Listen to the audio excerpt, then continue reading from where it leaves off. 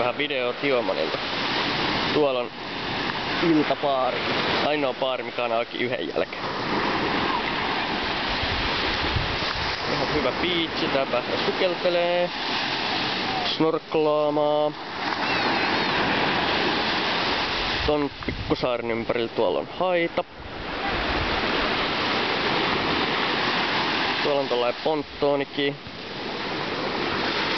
Tossa noin. Sinne pääsee uimaan, sit sieltä sukeltelee tai snorklaamaan. Tossa on laituri, siitä lähtee kaikki laivat.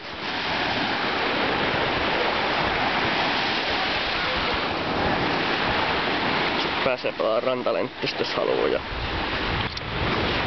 tällaista. Tuossa on rafla, siellä on joka ilta barbecuetä. Sitten tällaisia makkeja täällä on enemmän ja vähemmän, rannalla ja vähän pidemmällä.